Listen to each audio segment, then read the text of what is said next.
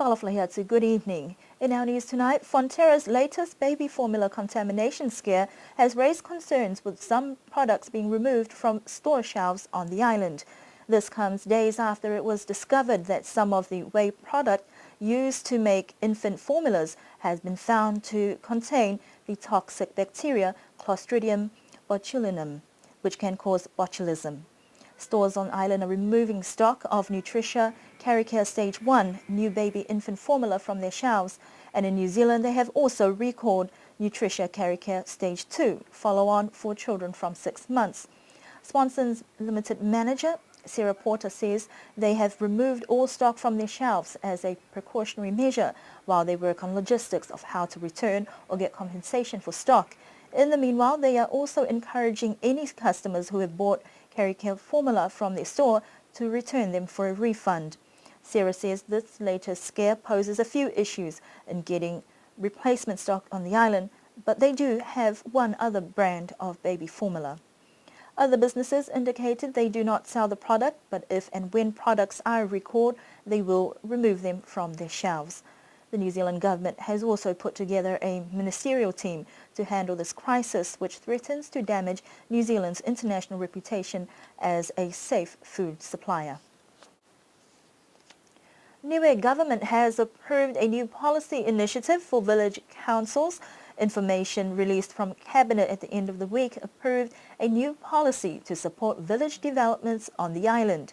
The initiative originated from discussions between government and village councils that determined the concerns for the remuneration levels of elected village councillors and funds to assist the maintenance of villages and respective boundaries.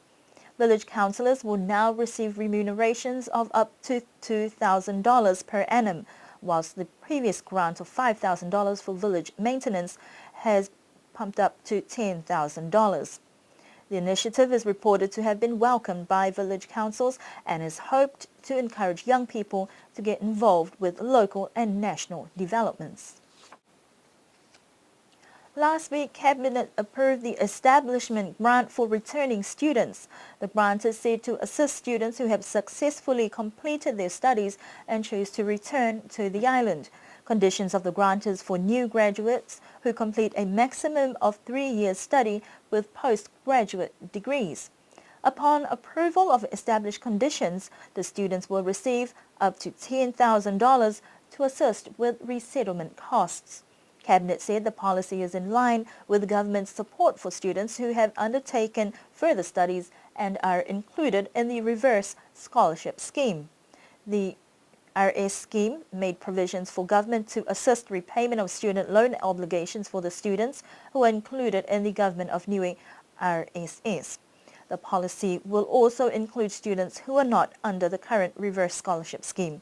However, the policy will only apply to students who study at educational institutions abroad. One Niuean student has successfully completed the Outward Bound New Zealand Challenge in Marlborough Sounds and has now returned home. The Outward Bound program was offered in New Zealand in 1962, with the course objectives focused on self-development, social development, values, environment and service. Courses were designed for adventure and challenge, physical activities in the outdoors where there is a safe and supportive environment. Clemencia Talotonsisione, a student of Niue High School, was one of 2 successful applicants to receive the Outward Bound award offered by New Zealand Mint. Unfortunately, the other award recipient had to return home early due to injury. However, she has been given the option of returning later in the year to complete the course. We caught up with Talo today to find out about the experience and challenges of Outward Bound. The experience was awesome as it was so much fun and meeting new people. It was great, and say it again, I would recommend to go again if I had the chance. So what kind of things did you do while you were at Outward Bound? There were so many activities they had ready for us. We weren't actually told what to do until the actual time we had to do it. So we were able to do tramping, hiking, sailing, kayaking, what else? service, helping out the community. Then every morning we had the free K runs. There's so many things we did during that whole 3 weeks of the course. So out of all those activities, what was the highlight for you? The experience, really, meeting new people and actually having a go at trying everything I've never done here. Like, yeah, we go to the bush, but going to a forest is totally different from here in Niue. So it's like hiking up massive hills and then just sailing on rough seas. And it was cold as the weather. I didn't last it, but I held in. According to Ms. Holo, the adventure of a lifetime was an educational experience that has given her a new appreciation for survival and leadership in the outdoors. Not only did they teach us physically, but mentally, they taught us how to, instead of giving up straight away, they taught us to just to hold it in, just to give it a go with full, hard out, 110%, just give it all you got. And back here, I'm going to try that. How would you know if you haven't even tried? So was there a challenge, an additional challenge that they gave to you upon completing and finishing Outward Bound? They didn't actually give us a challenge, only to just step up and become a leader. But my own challenge was the weather. It was so cold, but just keeping us moving, keeping me moving, kept me warm, so I lasted. So what are you hoping to do now that you're back home, and maybe a task or challenge to other young people out there? To not give up, to give it a go, and to, when there's an opportunity, take it. It might be a once in a lifetime, but I recommend you take it. And Outward Bound, highly 110% recommend anyone to go for it. An additional challenge for Talo on returning home is to encourage other young people to go to Outward Bound, and she says she is thankful to New Zealand Mint for opening up this opportunity. New Zealand Mint will continue to offer these awards for young people on the island each year. An early Sunday morning rescue effort by Niue Dive and Niue Fisheries brought much relief to one adolescent whale in Avasele, and congratulations from Omatafua Group. According to Crystal Hunter from Niue Dive, the alert was received early Sunday morning from Matawai that guests noticed a whale at one of the feds in Avasele that did appear stuck.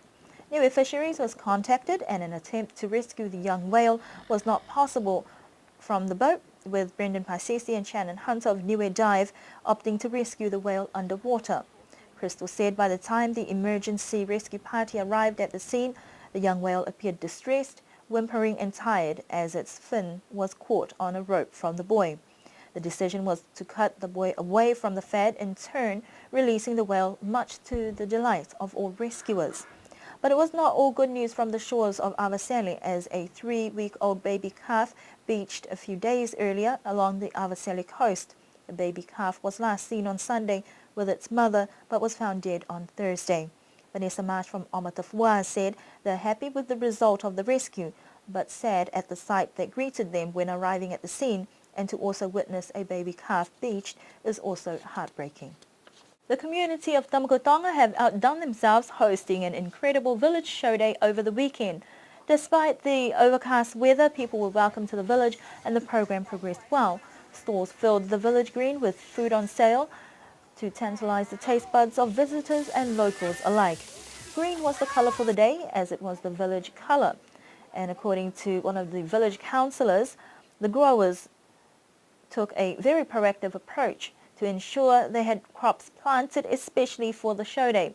Even though the bulldozer was not available last year, they used the traditional slash and burn method that paid off, as the crops and the variety were plentiful.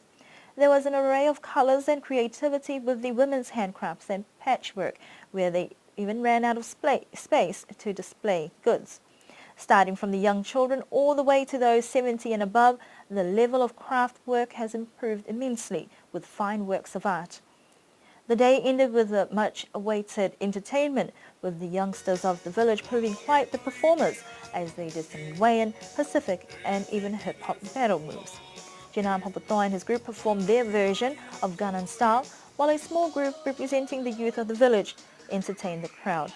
The women and young children picked up their ukuleles and sang a few numbers related to building resilience to climate change. If the show day is anything to go by, Tamako Tonga has definitely got a lot going for them with what was a spectacular show day.